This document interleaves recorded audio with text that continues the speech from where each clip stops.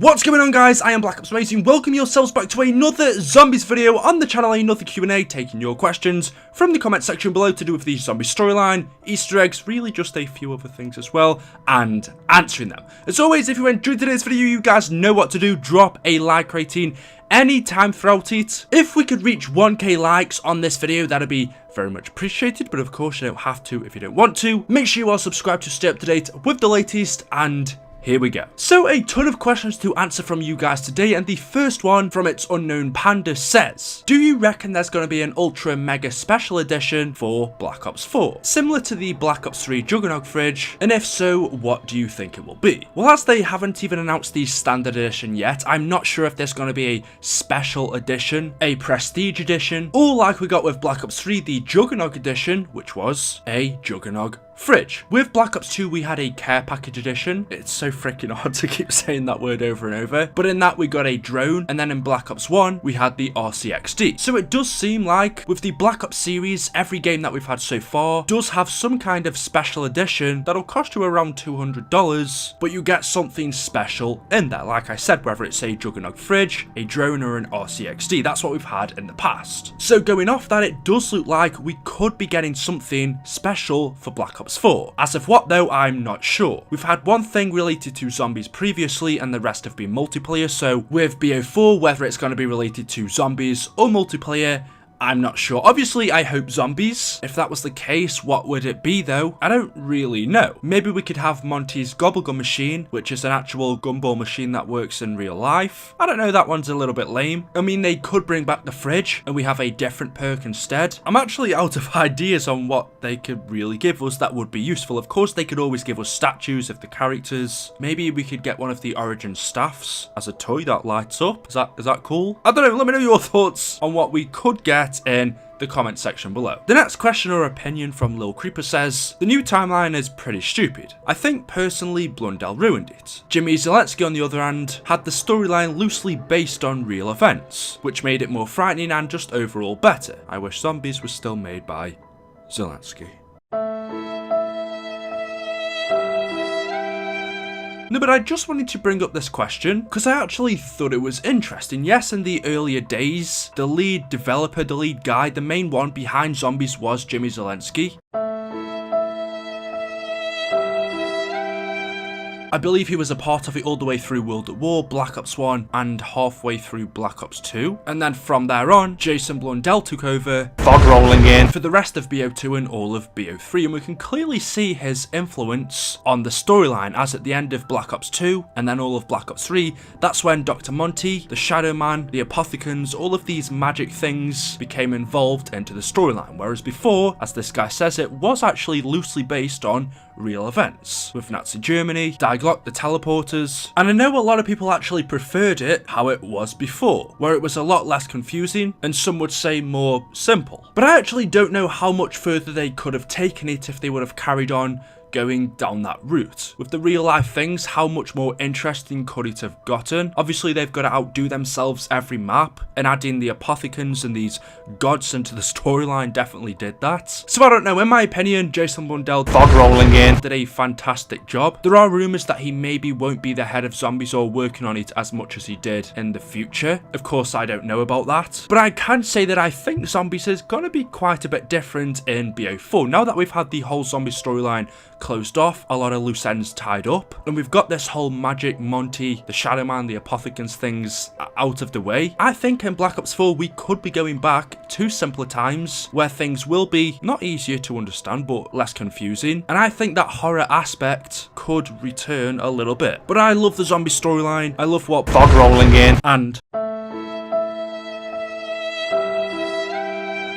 we both did. However, I am really excited for what Black Ops 4 is going to bring. So I know, I thought that was a good question. Let me know your thoughts in the comments. The next one from Anime Weeboo Phantom says, hey BOA, I have a question. Why is Monty on the Apothecan side in the theatre in Revelations? Love the videos, keep up the great work. So if you're wondering what this person is on about, in Revelations, in the KINO Der Toten section on the theatre, as I'm sure you guys will know if you've played it, there are cardboard cutouts of the Great War between the Apothecans and Primus. You can see on the left we have Primus along with the Keepers, some Templars, fighting against, on the other side, the Apothicons. There's not only the Apothicons there we also have the zombies, and one of them looks very suspicious. In fact, it's got its hood up, okay, so have a few of the others, but this one in particular has a red scarf around its neck. And the only thing in zombies that has a red scarf, whenever we see this, it always relates to Dr. Monty. When we saw it in Origins, it was a sign that Dr. Monty was becoming involved in our storyline. We also saw it again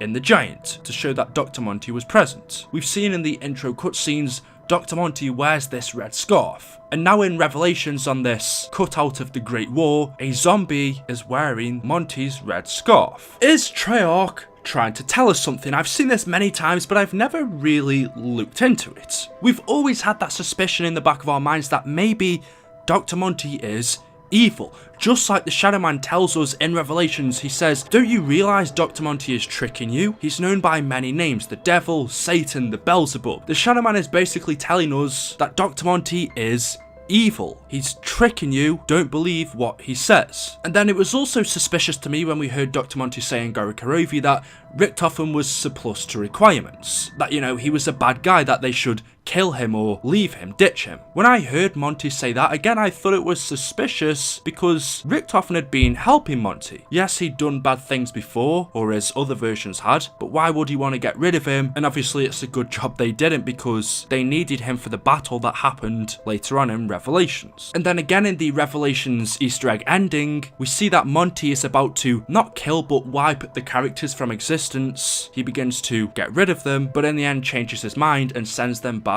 to the Age of Primus. So a lot of things that Dr. Monty has done and said, for me, seem very suspicious. That's not what a good, godly character would do, right? But then again, he has been helping us all throughout the zombie storyline by giving us weapons, perk drops, stuff like that. He's assisted us all throughout Black Ops 3, giving us instructions on what to do. And then in Revelations, you could say on the other side of the argument, well, he actually saved us by sending us to a place where the characters could exist. So which is he? Is he bad or is he good? And this cardboard cutout of a zombie wearing Monty's scarf just brings up more suspicion. Just how the Shadow Man can change his identity. One time he's Mr. Rat, the next time he looks like the Shadow Man as a human, the next time he looks like the Shadow Man but as an Apothicon. It seems like he has loads of different identities he can change to. Well, what if it's the same for Dr. Monty? And Dr. Monty is just one of the many names, just like the Shadow Man tells us, he can be. We've only ever seen him as the human Dr. Monty, but what if he can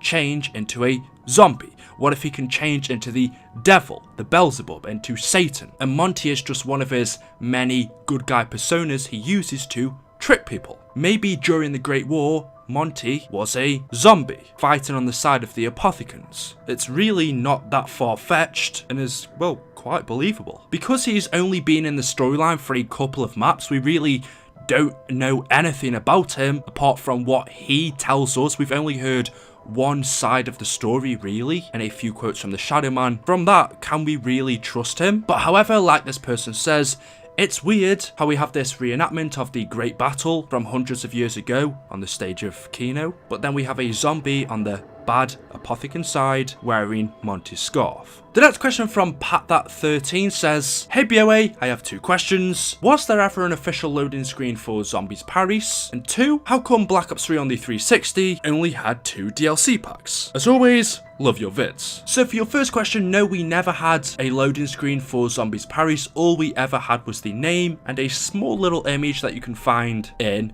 Derice. It was leaked in the coding, and as we know, it was supposed to be the map that was in place of Moon. Paris was supposed to be there, but in the end they scrapped it and went with Moon. There's no official loading screen, however you can find loads of different concepts on the internet, and I would like to see Paris in the future. We have gone to France with Origins, but Paris, in my opinion, would be quite a bit different. Jason Blundell's told us a little bit on how that map would work, on how they imagined it. The teleporter was going to be just under the Eiffel Tower. They had the catacombs involved as well, so it did sound really interesting. And your second question, how come there was only 2 DLCs on the Xbox 360? Well, I'm not exactly sure of the reason. The 2 DLC maps maps we had, if you could count them as 2, well, they were. We had, of course, the standard, which was Shadows of Evil. We had the Giant, which was a bonus DLC map, and also Der Drache. After that, they stopped and didn't release any more. Why? Well, my guess is because, first off, I don't think that many people actually downloaded it. A lot of people by now have switched to the newer consoles, so I don't think they would have gotten too much money from it, and also, they were freaking terrible. It wasn't actually Treyarch who made these maps, it was a different developer, and the quality,